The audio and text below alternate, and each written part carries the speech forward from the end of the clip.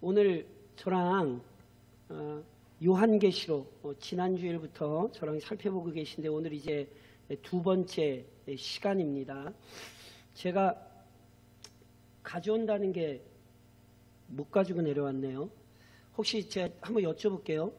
어제 오후쯤입니다. 한 4시에서 한 4시 이후가 될 것 같아요. 집에 우편함에 A4지 A3만큼 이렇게 큰 용지 꽂힌 거, 예. 그쵸? 예. 받으셨죠? 읽으셨어요? 읽으시면 안 돼요. 보세요. 제가 읽으려고 하다가 우선 글씨가 너무 작고 머리도 아픈데 읽기도 그렇고, 그리고 좀 논리가 좀 맞으면 괜찮은데 논리도 하나도 없어요. 그래서 제가 그래도 얘기를 몇 가지 성도들에게 좀 얘기를 하려고 그 대충 큰 걸 보니까 아마 이런 내용이 있는 것 같아요. 코로나 백신인지 무슨 백신인지 모르겠어요. 거기에 이제 유전자 변형이 있어가지고 그거 넣으면 안 되고 666 베리침 뭐 이런 얘기 있고, 그래서 예수님 기다리려면 잘 들으세요. 지금 예수님 맞이하시려면 빨리 일주일 동안 양식 준비하셔서 골방에 들어가서 지금 계셔야 돼요. 이단이 아직도 이렇게 판을 친다니까요. 마지막에 뭐라고 돼 있냐면 그 구절 좀 없앴으면 좋겠는데, 대한예수교 장로회 대한예수교 장로회 전하는 자. 하필 딴 교단도 많은데 왜 구태여 대한예수교 장로회 전하는 자. 보세요. 이단은 남의 얘기가 아니라니까요. 저랑 요한계시록을 살피시는 가장 중요한 이유 가운데 하나는요, 이단이 남의 얘기가 아니기 때문에 그래요. 이단이 세상에 나 목사 집에 와가지고 그걸 꽂아놓고 가요. 우리 집이 목사 집인지 몰랐겠죠? 근데 아까 오전에 들으니까 우리 선생님 중에 누구 한 분 안 오셨다 그래가지고 저는 어떤 생각을 했냐면, 이거 혹시 우리 집이 목사 집인 줄 알고 여기만 일부러 꽂고 갔나? 그랬더니 그건 아니네. 그쵸? 읽지 마세요. 그거 가지고 공부도 하지 마시고. 그러니까 제가 다시 한번 말씀드리지만, 요한계시록을 저랑 살펴보셔야 되는 굉장히 중요한 이유는 이게 우리의 현실이기 때문에 그래요. 지금도 수많은 이단들이 들고 설치고 있고, 이단은 먼 곳에 있지 않아요. 내 곁에 가까이 있어요. 절대로 잊으시면 안 돼요. 그래서 보세요. 계시록은 어떤 책이냐 하면 예수 그리스도의 계시예요. 예수 그리스도께서 그의 교회가 깨닫고 이해하도록 밝히 알려주신 말씀이고요. 동시에 그리스도가 어떤 분인지, 그분이 어떤 일을 행하셨고 앞으로 어떤 일을 완성하실 것인지 이 말씀이 우리에게 깨닫게 해줘요. 이 계시록의 말씀은 하나님께서 그리스도에게 주셨고, 그리스도께서 천사를 통해 요한에게 보이시죠. 더 나아가 요한이 자신이 본 것을 기록하여 교회에 전달했어요. 쉽게 말씀드리면 이건 요한이 만들어낸 게 아니라 하나님께서 그의 교회에게 주신 말씀이요, 그리스도께서 그의 교회에게 알리신 순전한 뜻이에요. 그래서 우리는 이 말씀에 집중해야 돼요. 이 말씀을 읽고 듣고 지키는 자가 복됩니다. 다시 말씀드리면 이 말씀을 지금도 연구하는 자들에게 은혜가 있습니다. 그래서 오늘도 우리가 이걸 붙들고 있어요. 특별히 우리 주님 속히 재림하실 것입니다. 그래서 깨어서 이 말씀으로 이 세상을 분별하셔야 돼요. 무엇보다 다시 저를 좀 한번 따라 하시겠어요? 하나님의 주권적인 능력으로 교회는 승리한다. 이게 뭐라고요? 이게 요한계시록이 우리에게 가르치는 거예요.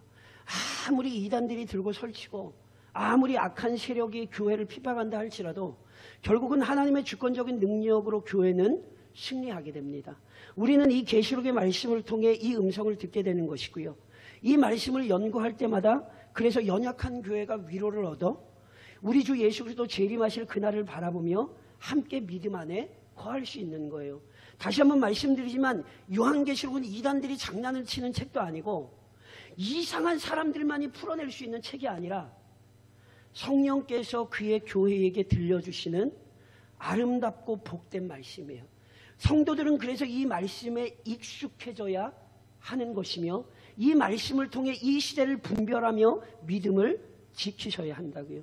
그래서 오늘도 저랑 살펴보실 거예요. 실은 제가 이 계시록을 어떻게 볼까? 실은 제가 예를 들면 주일 오전 같은 경우는 본문을 크게 잡아서 제가 이렇게 좀 넓게 사도행전을 그렇게 설교하죠.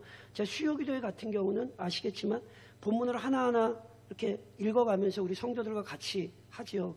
제가 요한계시록을 어떻게 해야 되나 굉장히 좀 고민인데 하여튼 중요한 부분들은 제가 우리 성도들에게 반드시 좀 크게가 아니라 세심하게 설명을 좀 드릴 거예요. 왜냐하면 하도 이단들이 이상한 표현으로 뭐 이상한 말도 안 되는 해석들을 여기다 달기 때문에 제가 그렇게 할 거고, 그렇지 않은 경우는 제가 큰 틀에서 본문을 전체 설명하도록 그렇게 하겠습니다. 우선 오늘은 저랑 4절을 다시 한번 좀 보시겠어요? 오늘은 이제 이 서신의 인사말에 포함되는 거거든요. 본문 4절을 좀 같이 읽겠습니다. 같이 4절 시작.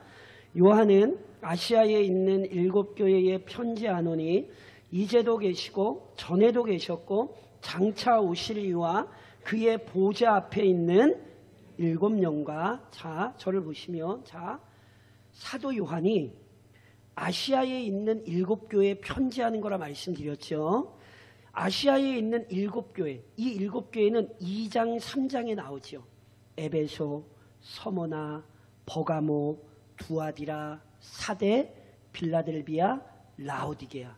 그런데 여기 7교회에게 보낸다는 말은 1차적으로는 진짜로 이 7교회에 보내는 의미이기도 하지만 넓은 의미로 7교회란 오고 오는 모든 세대의 교회를 의미해요.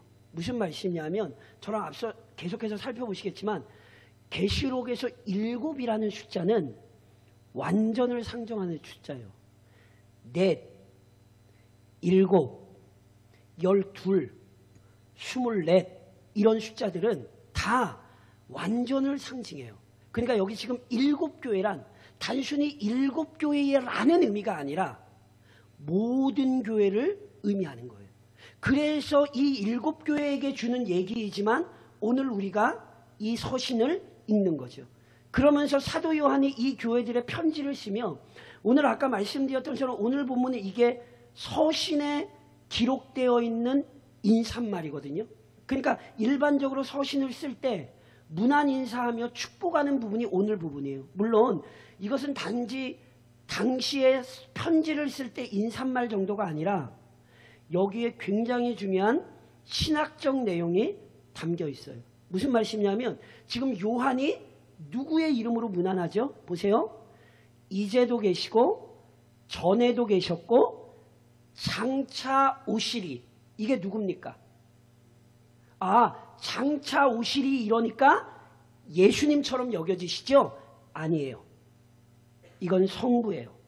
이제도 계셨고 전에도 계셨고 장차 오실이라는 표현은 구약 성경에서 하나님의 영원성을 나타낼 때 사용했던 실은 표현들이에요. 그래서 저랑 8절도 같이 한번 읽어보시겠어요? 보세요. 이건 지금 성부예요. 그래서 8절 같이 읽으시겠어요? 주 하나님이 이르시되 나는 알파와 오메가라. 이제도 있고 전에도 있었고 장차 올 자요 전능한 자라 하시더라. 보세요. 주 하나님, 성부 하나님이 이르셨어요. 나는 알파와 오메가라. 알파란 헬라어 자음 중에 첫 자음이 알파예요. 우리나라 자음으로 얘기하면 기억 생각하신대요. 오메가란 그 자음의 맨 마지막 글자예요. 이해하시겠어요? 그래서 나중에 보시면 계시록 22장 13절에 보면 나는 알파와 오메가요. 저를 좀 따라 하시겠어요?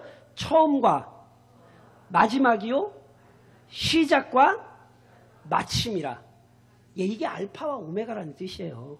알파는 시작, 오메가는 마지막이에요. 그러니까 보세요. 하나님이 전에도 계셨고 지금도 계시며 장차 오실 분이에요. 그분은 알파와 오메가가 되세요. 이 얘기는 단순히 시작과 끝이라는 얘기가 아니라 시작도 하나님이 시작시키신 거고 마지막도 하나님이 끝내신다는 뜻이에요. 그래서 이걸 다른 말로는 영원하다 이렇게 표현하는 거예요. 하나님은 어떤 시간적인 존재가 아니라 시간을 초월하신 그분은 시작과 끝이 없는 영원한 분이라는 표현을 성경이 이렇게 설명하는 거거든요. 이게 굉장히 중요해요.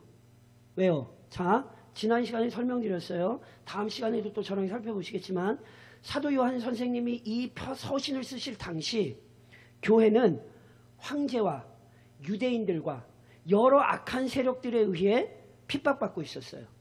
그 교회에게 뭘 떠올리게 하는 거예요? 봐라, 하나님만이 영원하신 분이다. 황제가 영원한 것 같아도 아니요, 영원하지 않아요. 이 세상의 어떤 권세도 영원한 권세가 없어요. 하늘에 나는 새를 떨어뜨릴 것처럼 위세를 떨쳐도 인생은 다 죽음 앞에 서 있고 하나님의 심판을 받게 돼 있어요. 그러니 황제가 막 죽이는 그 현장 속에서 성도들을 권면하는 거예요. 얘들아, 겁먹지 마. 황제의 권력이 영원한 게 아니라 영원하신 분은 하나님 외에는 없어. 그래서 이 얘기를 하는 거예요. 더 나아가 그의 보좌 앞에 있는 7영과, 그의 보좌란 하나님을 얘기하는 거예요. 하나님의 보좌 앞에 뭐가 있어요?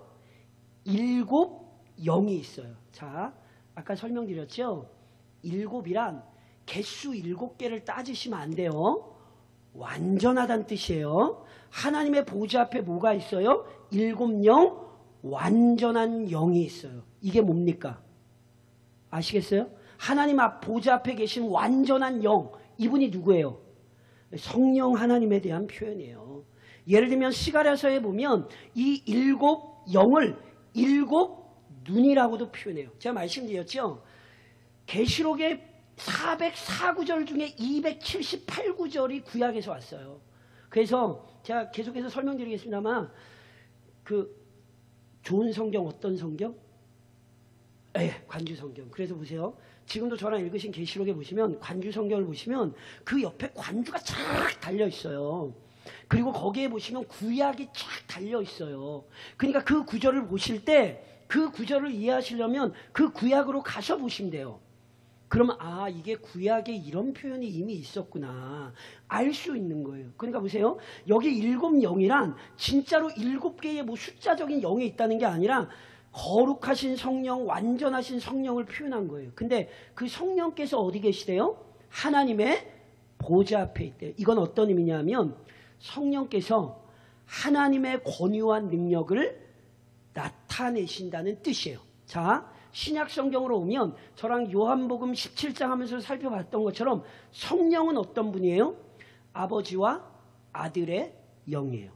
아버지와 아들의 보냄을 받아 아버지와 아들의 뜻을 이루시는 분이 성령이잖아요. 이걸 지금 그걸 설명하고 있는 거예요.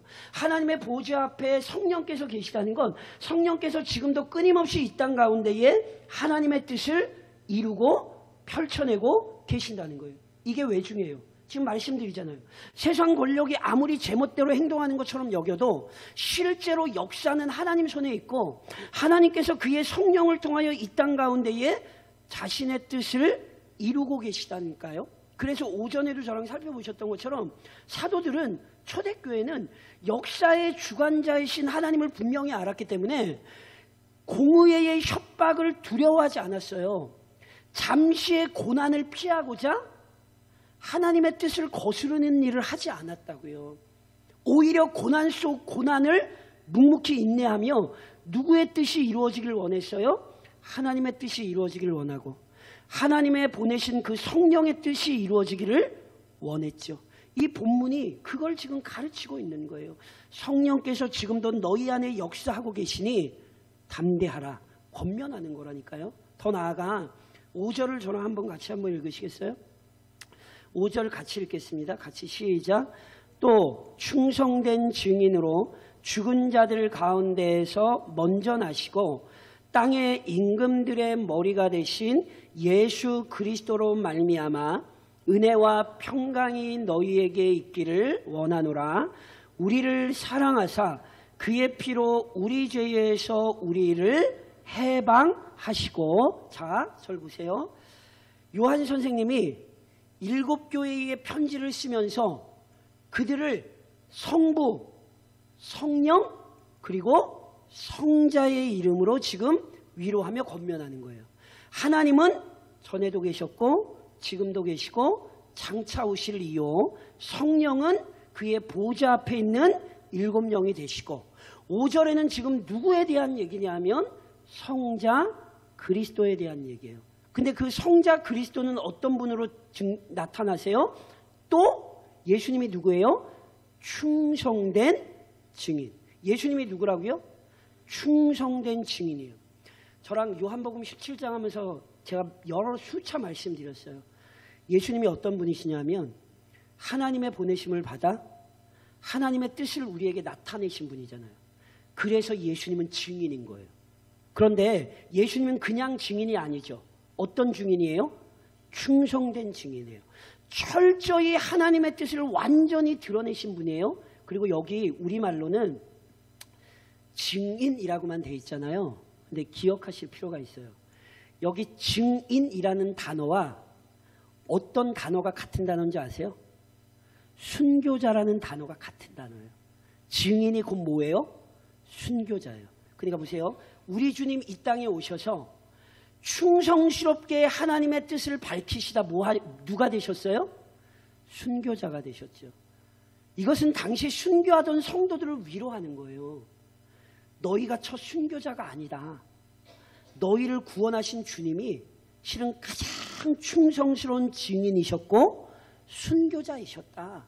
그 사실을 떠올리게 하는 거예요. 그런데 보세요. 그러면 우리 주님의 죽음이 비참해요? 순교가 비참해요? 아니에요. 죽은 자들 가운데에서 먼저 나시고, 예수님께서 뭐 하셨어요? 예수님께서 분명히 충성된 증인으로 살다 죽임을 당하셨는데 그분은 죽음으로 끝난 것이 아니라 어떻게 되셨어요? 죽은 자들 가운데에서 뭐 하셨어요? 먼저 나셨어요. 이게 무슨 의미인 것 같으세요? 예, 부활을 설명하네요. 부활을. 그러니까 예수님은 죽음으로 이 땅에서 사라진 것이 아니라 그분은 놀랍게도 죽은 자들 가운데에서 먼저 나셨어요. 이 먼저 나셨다는 표현을 바울 선생님은 고린도서에서 뭐라고 얘기했냐면 부활의 첫 열매라 이렇게 설명하셨죠. 첫 열매란 앞으로 나올 모든 열매를 예표하는 거예요. 그러니까 보세요. 우리 주님이 부활의 첫 열매가 되셨기에 우리 주님처럼 충성된 증인으로 살다가 순교에 이르는 자들 결국 뭐 하게 되는 거예요?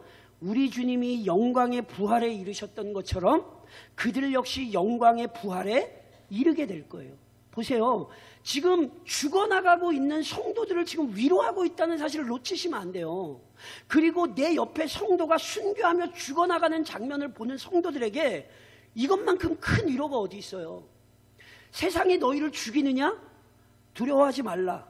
너희에게 부활의 영광스러움이 보장되어 있다. 이 사실 자체에 무한한 위로가 되는 거죠. 게다가 그걸로 안 끝나요? 땅의 임금들의 머리가 되신 예수 그리스도로 말미암아. 자, 저는 앞으로 계속 살펴보실 텐데 계시록에서 땅이라는 표현은 사단의 권세가 지배하며 다스리는 세력을 의미해요. 그래서 예를 들면 땅에서 짐승이 올라오는 환상이 있고 이런 게 지금 제가 말씀드린 것처럼 계시록에서 땅의 표현은 사단의 권세 아래 지배받는 악한 세상을 상징하는 거란 말이에요. 그러니까 보세요. 땅의 임금들의 뭐가 되셨어요? 머리가 되셨죠. 예수님은 교회의 머리이실 뿐만이 아니라 잘 기억하셔야 돼요. 이 세상 모든 사람들의 머리가 누구예요? 예수님이라니까요. 지금 아무리 황제가 들고 설치고 난리쳐도 그리고 예수님을 죽인 자들이 여전히 교회를 핍박하고 억압해도 실은 그 모든 악인들마저 누구 손에 있다고요? 예수님 손에 있다고요. 그래서 오전에 저랑 사도행전 살펴보시면서 사도들의 기도 가운데 이 표현을 보셨죠. 악한 사람들이 권세들이 일어나 군왕들이 일어나 주의 그리스도를 대적했는데 그게 실은 어떤 일이었어요? 하나님이 예정하신 일을 이룬 거라고요.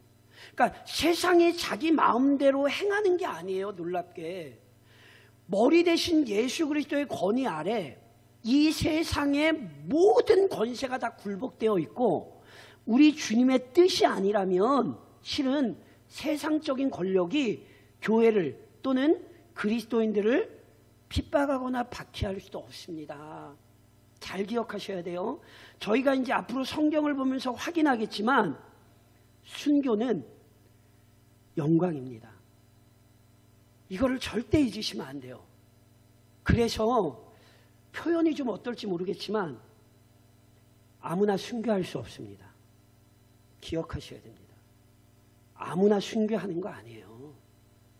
기독교 신앙의 최고는 인생을 주를 위하여 드리는 거예요. 그래서 순교의 복도 아무에게나 주어지는 게 아니에요. 성경이 지금 그걸 설명하는 거예요. 순교의 영광스러움도 우리 주님이 허락하셨기 때문에 일어나는 것이지, 그 세상의 교회를 박해하는 것마저 우리 주님의 섭리 안에서 일어나는 것이지, 세상의 독자적인 힘과 권력으로 교회를 좌지우지할 수 없다는 사실을 지금 계시록이 분명히 밝히고 있는 거예요. 그래서 바로 그 성부와 성령과 성자로부터 뭐가 있어요? 은혜와 평강이 너희에게 있기를 원하노라. 사랑하는 성도 여러분, 기억하셔야 됩니다. 은혜와 평강은 다른 것으로 오지 않습니다. 우리의 힘이나 우리의 노력이나 우리의 권세나 우리의 물질이 우리에게 은혜와 평안을 주지 않습니다. 정말로 이번 한 주간도 은혜와 평안을 간구하고 싶으시면 다른 것 의지하지 마시고 삼위 하나님의 이름을 의지하여 그분의 은혜를 구하십시오. 반드시 교회에게 임하는 은혜와 평안은 삼위 하나님으로부터 오는 것이지 다른 어떤 것으로부터 오지 않아요. 그래서 지금 위협과 핍박 속에 있는 교회를 삼위 하나님의 이름으로 위로하며 그분의 이름을 떠나지 말라고 지금 가르치고 있는 거예요. 순전한 믿음에서 이탈하면 안 된다는 사실을 가르치는 거죠. 그리고 다시 한번 말씀드리지만 그 삼위 하나님의 이름을 의지하여 사는 것 자체가 복입니다. 믿으십니까? 예수 이름 의지하며 사는 게 복입니다. 그래서 요한 선생님이 이렇게 문안 인사를 하고는 요한 선생님이 감격에 겨워 본인 스스로 찬양하며 감사하는 거예요. 그래서 보세요. 예수님의 성삼위 하나님의 이름으로 문안하고 나서 예수님께서 우리에게 행하신 일을 이렇게 고백해요. 어떻게? 우리를 사랑하사 그의 피로 우리 죄에서 우리를 뭐 하셨어요? 해방하셨죠. 우리는요, 죄와 사망의 권세에서 벗어난 사람들이에요. 우리는 죄의 권세에 매여 있는 자들이 아니라 죄와 사망의 권세에서 해방된 자들이죠. 그 정도가 아니에요. 6절을 저랑 한번 같이 한번 읽으시겠어요? 6절을 같이 읽겠습니다. 6절 같이 시작. 그의 아버지 하나님을 위하여 우리를 나라와 제사장으로 삼으신 그에게 영광과 능력이 세세토록 있기를 원하노라. 아멘. 자, 저를 보세요. 예수님께서 우리를 죄에서 구원하셨죠. 그럼 예수님께서 우리를 죄에서 구원하셔서 어떻게 하셨어요? 저를 좀 따라 하시겠어요? 나라와 제사장. 나라와 제사장으로 삼으셨어요. 그러면 우리를 나라를 삼으셨다는 게 뭐예요? 자, 이 표현은, 자, 나라라는 게 뭔지 알죠? 나라란 통치와 다스림이 있는 공동체를 나라라 그러는 거예요. 그러니까 보세요. 우리를 나라로 삼으셨다는 건 우리를 하나님의 통치를 받는 자들이 되게 하셨다는 거예요. 이게 우리를 나라를 삼으셨다는 거예요. 자, 그래서 골로새서 1장 13절 14절에 보면 우리를 죄와 사망에서 건져서 하나 사랑의 아들의 나라로 옮기셨으니 이렇게 표현을 해요. 그래서 보세요. 우리를 다스리는 권세가 바뀌었어요. 예전에는 죄가 우리를 철저히 지배해서 어쩔 수 없이 죄에 이끌려가는 자들이었지만 이제 우리를 그리스도의 보혈의 공로 안에 성령의 능력에 다스림을 받는 자들이 되게 하셨기 때문에 우리를 다스리시는 분은 하나님이요 그리스도이시며 성령님이에요.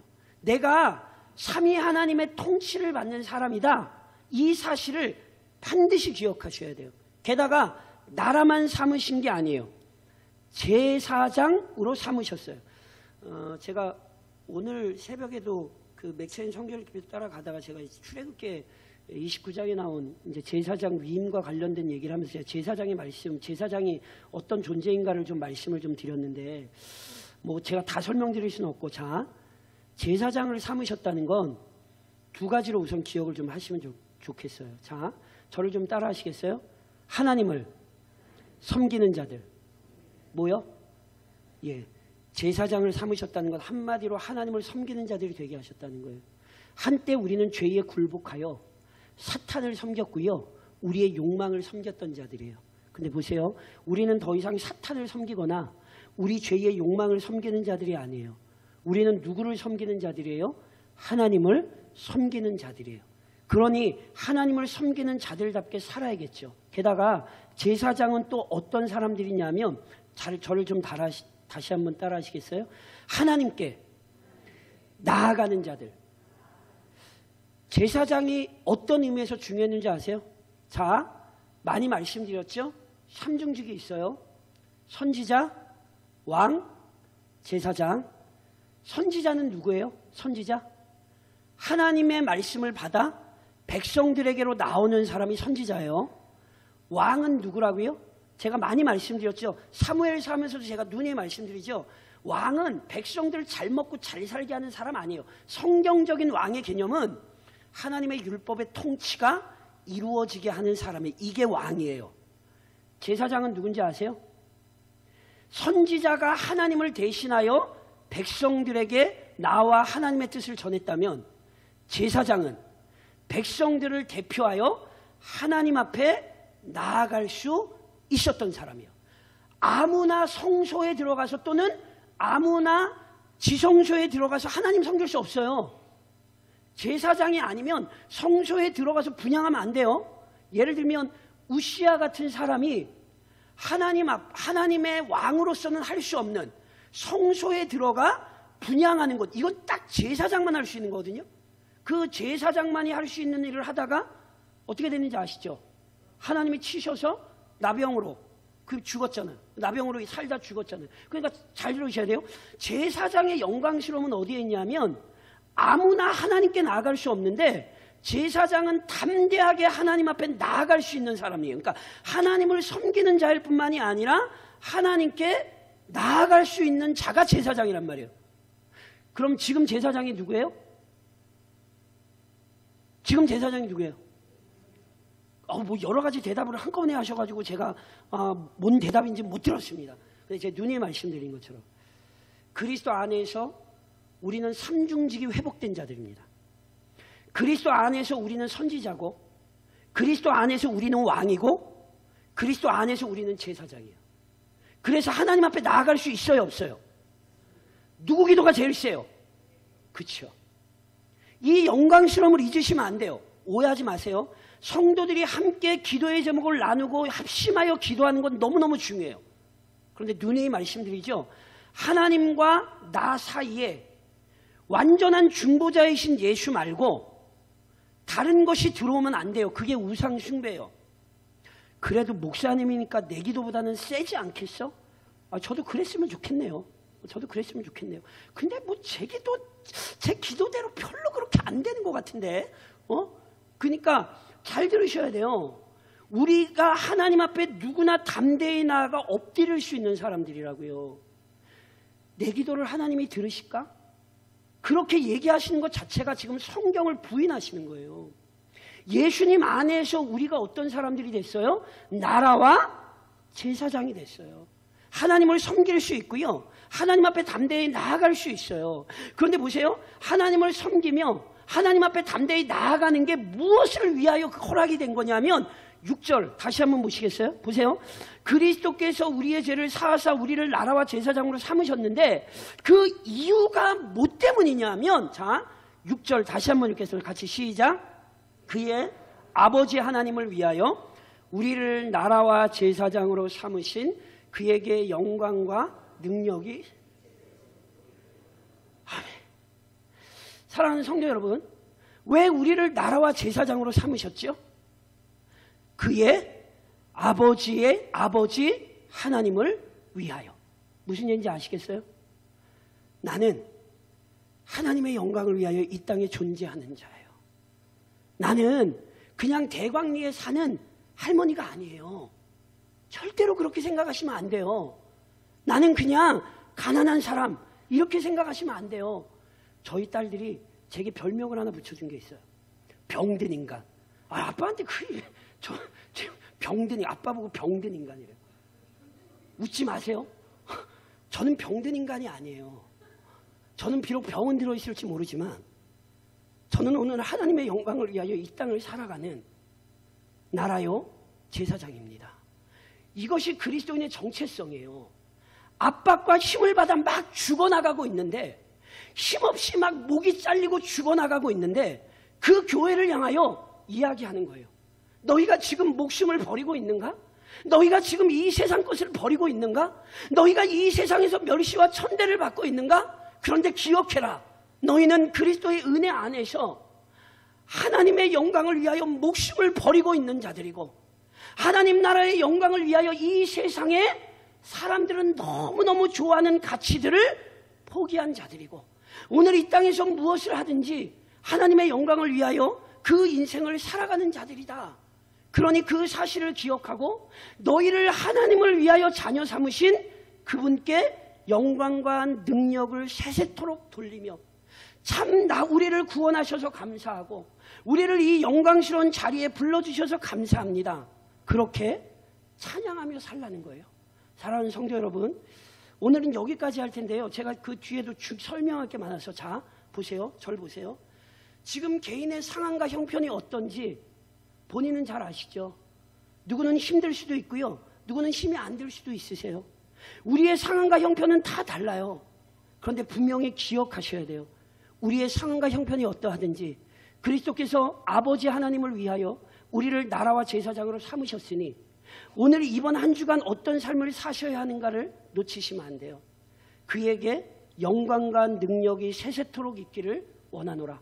그분을 찬양하며 의지하며 사시고 매일매일 공급하시는 힘을 의지하여 주의 영광을 위하여 할 수 있는 일을 하셔야 합니다.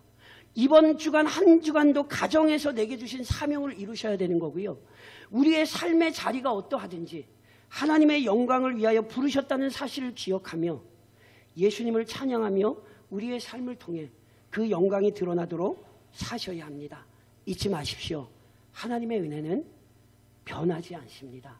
그러니 오늘 이번 한 주간도 그 은혜에 의지하여 능력으로 사시기를 다시 한번 우리를 구원하신 주님의 이름으로 권면드립니다.